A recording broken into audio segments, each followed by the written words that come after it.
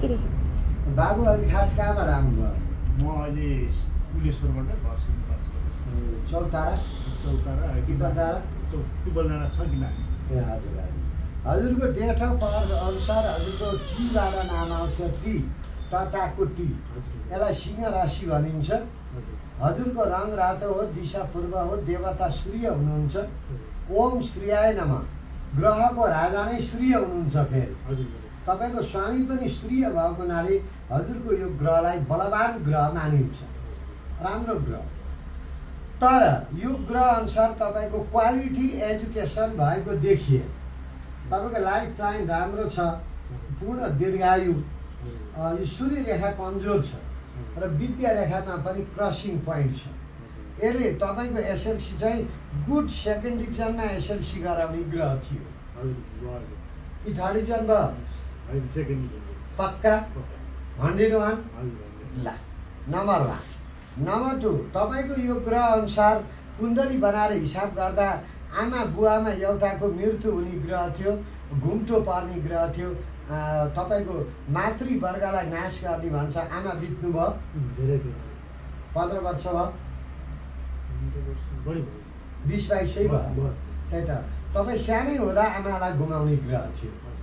तपाईँ 50 लगभग 18 इयर्सभित्रै मातृवर्गको मायाबाट वञ्चित हुने भन्छ। 2 नम्बर।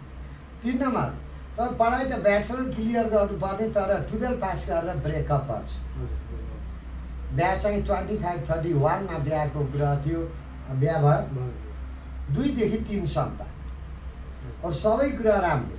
अहिले चाहिँ तपाईँ व्यापारमा घाटा, मित्रबाट धोका, मानसिक टेन्सन, आँटेका हरेक काम असफल। त्यही चिन्ताले विदेश जाने यात्राको क्रममा मेरो भाइरल टिकटकलाई हेरेरै आए जस्तो लाग्छ। आउँदा चित्त बुझ्यो। 101। त्यही त। र अब हजुरको मक्सिर महिनाभित्र युरोपियन कन्ट्रीको यात्रा सुनिश्चित छ।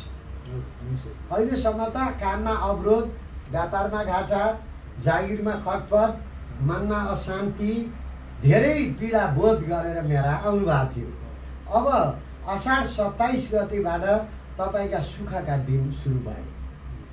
तर त्यसको लागि एउटा सल्युसन अपनाउनुपर्छ। तपाईँले आइतबार मासु अन्डा नखानुहोस्। ओम श्रीयाय नमः मन्त्र जप्नुहोस्। एउटा तामाको लोटामा जल राख्नुहोस्, अबिर राख्नुहोस्। सकिन्छ तुलसीको पात राखेर सूर्यलाई अर्घ्य दिनुहोस् प्रत्येक आइतबार। समग्र हजुरको ग्रह राम्रो छ। अरू यहाँ हेराउन आउन चाहनेलाई के भन्न चाहनुहुन्छ? अब म पनि टिकटकबाट गुरुको देखेर उता हेर भने सबै गुरुले भनिदिनु भयो।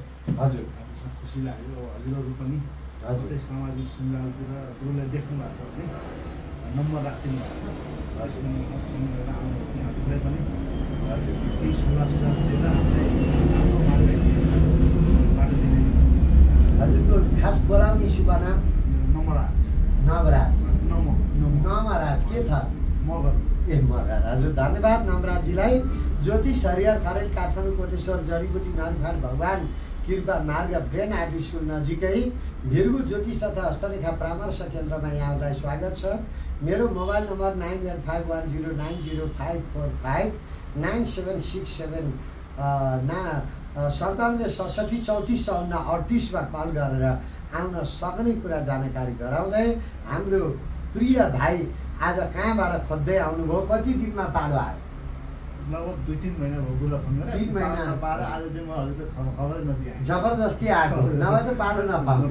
3 महिना ट्राई गर्नुभयो। त हाम्रो नवराजजीलाई धन्यवाद दिँदै समस्त मित्रवर्गहरूलाई नमस्ते भन्न चाहन्छु।